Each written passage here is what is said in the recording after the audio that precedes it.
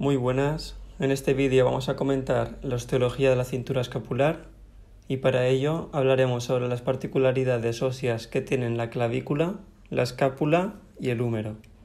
La cintura escapular es la región más superior de la extremidad superior y está formada por huesos como la clavícula, la escápula y el húmero.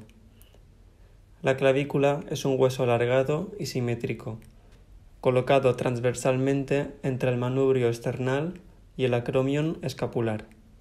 No tiene ni diáfisis ni epífisis y se crea por osificación membranosa. Su forma es de una especie de S.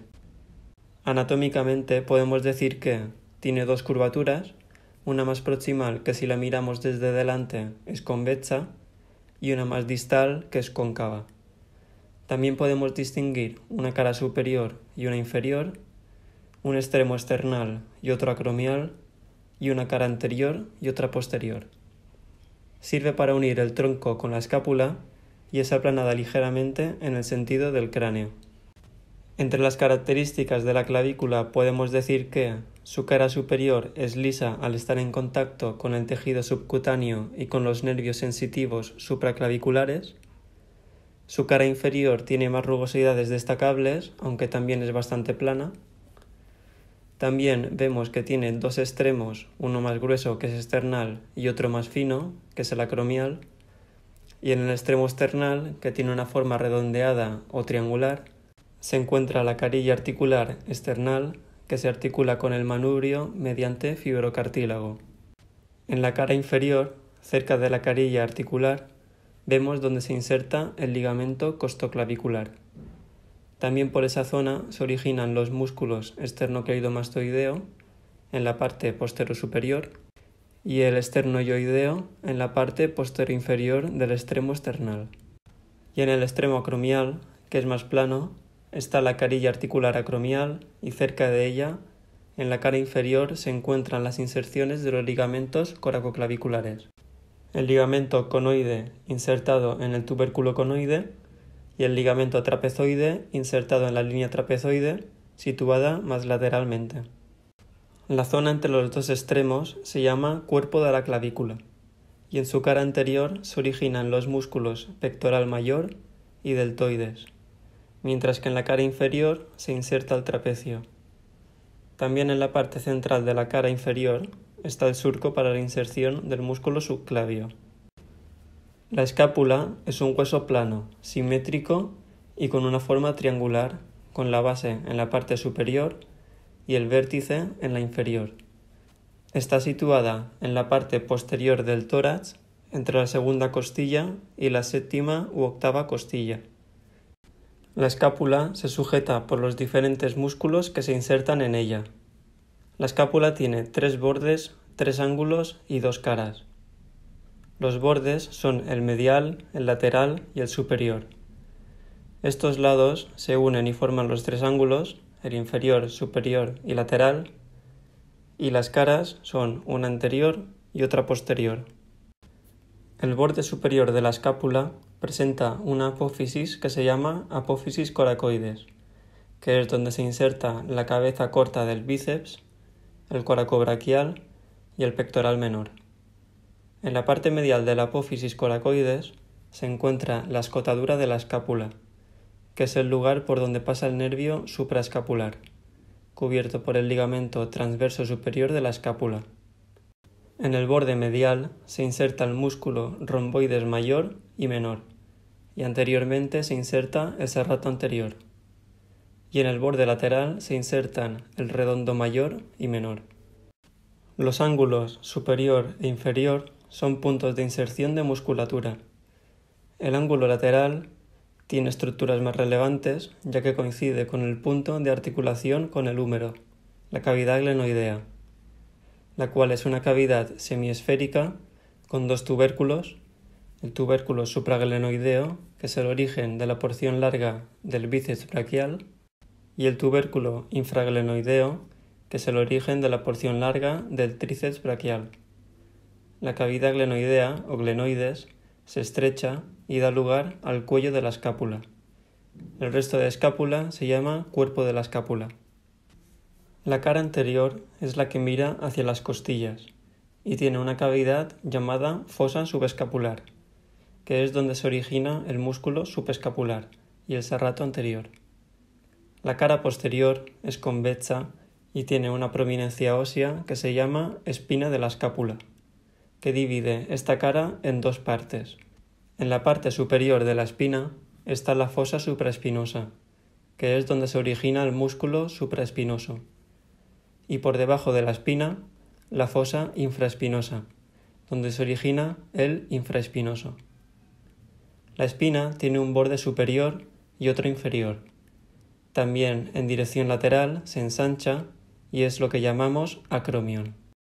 Allí se va a insertar el trapecio y se origina la porción acromial del deltoides.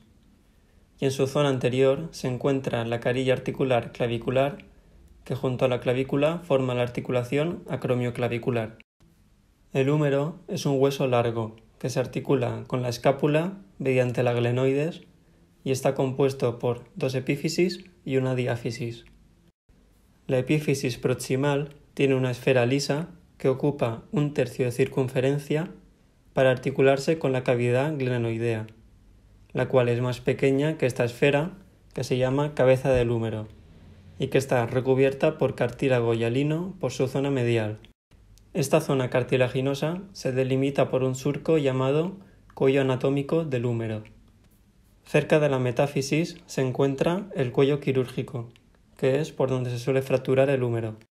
La cabeza humeral, al ser más grande que la glenoides, permitirá a la articulación tener más movilidad a costa de estabilidad, que se conseguirá con ligamentos y musculatura.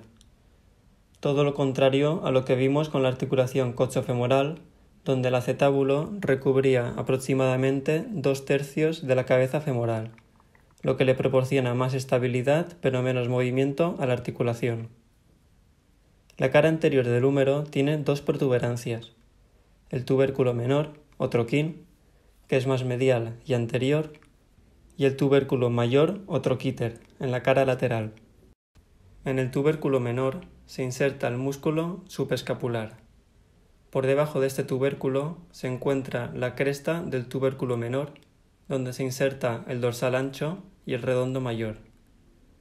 El tubérculo mayor del húmero tiene tres caras de inserción, la del músculo supraespinoso, la del infraespinoso y la del redondo menor.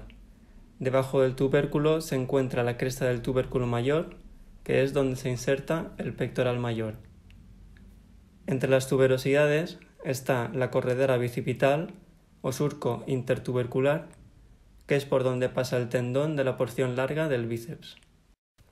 La diáfisis tiene forma triangular en un corte axial, por lo que se pueden diferenciar tres caras: una cara anteromedial, una cara anterolateral y otra posterior.